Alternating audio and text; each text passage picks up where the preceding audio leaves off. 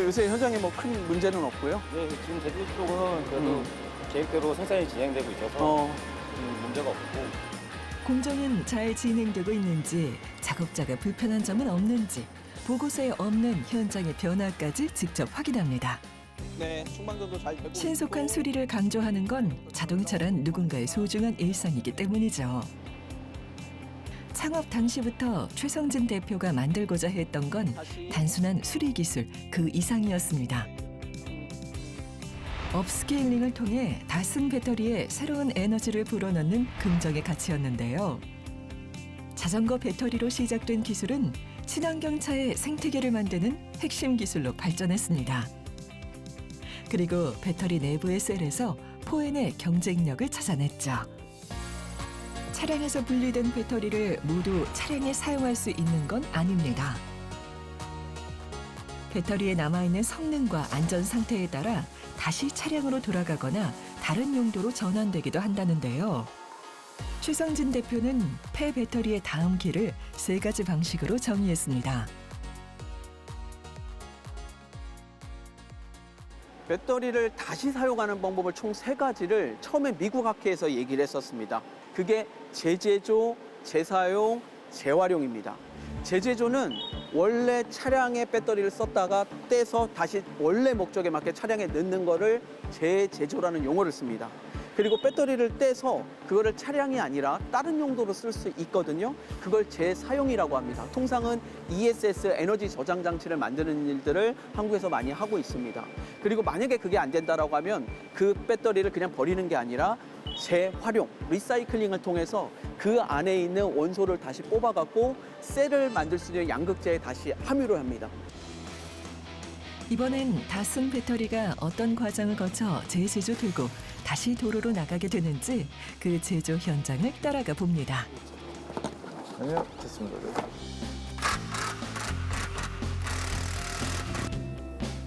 배터리를 분리하는 과정인데요. 차량에서 분리한 배터리는 곧바로 수리 공정에 들어가지 않습니다. 운행 과정에서의 흔적부터 확인하는데요.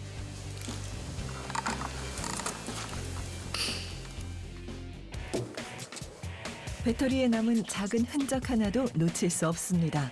특히 작업자의 경험에만 의존하지 않도록 검사 항목과 판정 기준도 세분화되어 있는데요.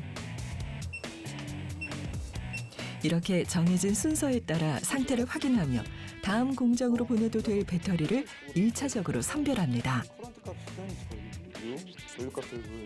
본격적인 분해에 앞서 세척 공정을 거칩니다.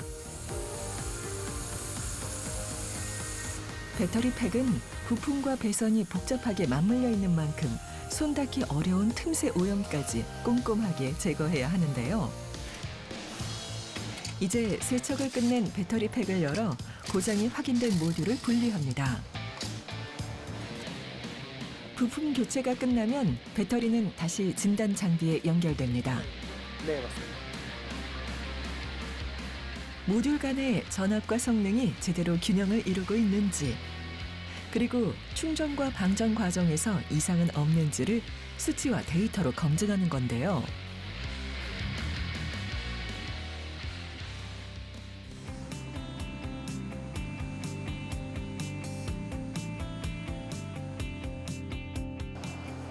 포엔의 또 다른 공장인 이 센터에서는 다양한 주행 환경을 재현할 수 있는 시험 설비가 마련되어 있습니다.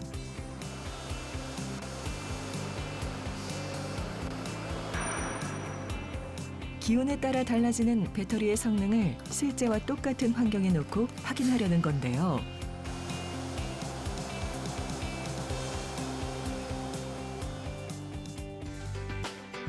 도로 위의 배터리는 한여름의 뜨거운 날씨부터 매서운 겨울 추위까지 환경이 달라져도 제 성능을 내어야만 합니다. 이 체인버 안에서는 실제 도로에서보다 가혹한 조건을 먼저 견디게 하고 실시간 데이터로 결과를 확인합니다.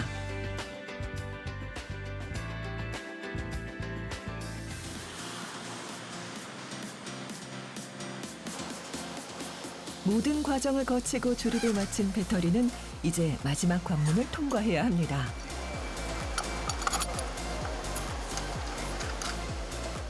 이 단계에서 확인하는 것은 단순히 배터리의 정상 작동 여부가 아닙니다. 재제조 배터리가 고객에게 가기 전 마지막 테스트로 차량에 장착된 후에도 안전을 유지할 수 있는지를 확인하는 필수 과정인데요. 드디어 최종 검사를 마친 재제조 배터리가 모습을 드러냅니다. 그런데 최종 검사 결과에 따라 배터리가 향하는 목적지도 달라진다는데요.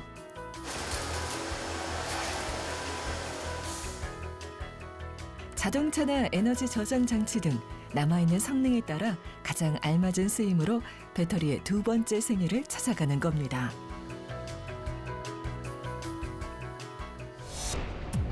하지만 배터리를 다시 쓴다는 것에는 중요한 전제가 있습니다. 바로 안전이죠.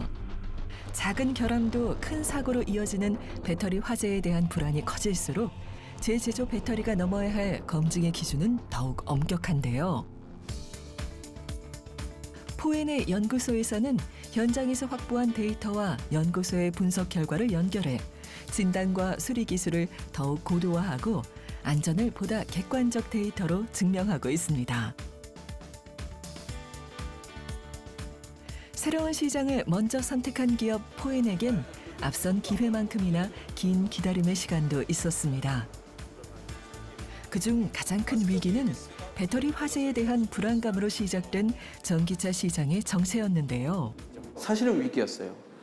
저희가 전기차에 나온 배터리를 수리한다고 했는데 전기차도 없는데 배터리를 어떻게 수리하냐, 이 얘기가 있었고요.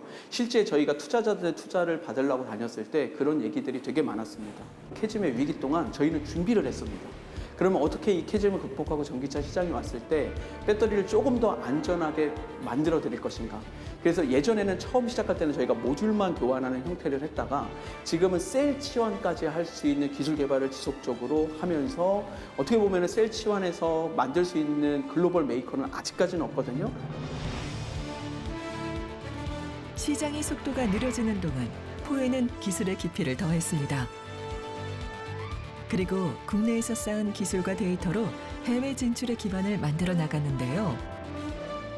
전기차 시장이 먼저 성장한 유럽에서의 법인 설립과 세계 시장으로 활동 무대를 확장하며 글로벌 배터리 순환 경제 기업으로 눈에 띄는 성장을 이뤘습니다. 세계 무대에서의 관심이 한국의 작은 기업으로 쏟아지며 CES 2024 혁신상을 수상하는 쾌거로도 이어졌습니다. 최근에는 새로운 수요가 커지는 동남아시아까지 그 역량을 확장시키고 있는데요. 베트남에서 기술과 사업 기반을 다지고 더 나아가 인도네시아와 싱가포르, 말레이시아로 시장을 확장하려는 계획은 오늘도 한 걸음 한 걸음 차질 없이 이어지고 있습니다.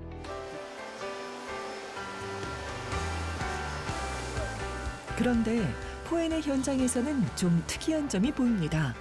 곳곳에서 젊은 직원들이 꽤 많이 보인다는 건데요. 6개를 제거해줍니다.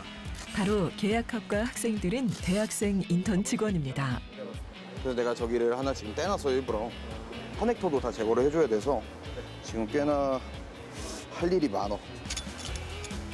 현장 경험이 마냥 신기하기만 한 서툰 학생들이기에 자칫 발생할 위험 요소를 먼저 가르치는 건 선배로서의 따뜻한 배려입니다. 올린다? 혹시나 들다가 떨어짐이 우려가 있으니까 한 번씩 안전 확인해주고. 머리 조심하고.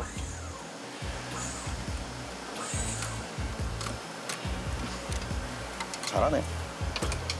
실제로 실습 같은 경우에는 잘 못하는 경우가 많아서 저도 이제 책이나 이제 아니면 교수님들이 이제 보여준 사진 등을 보고 이제 공부 같은 거를 많이 하는데 이제 실제로 여기 현장에 와서 만져도 보고 이제 느끼기도 해보니까 이제 좀 색다른 경험인 것 같습니다.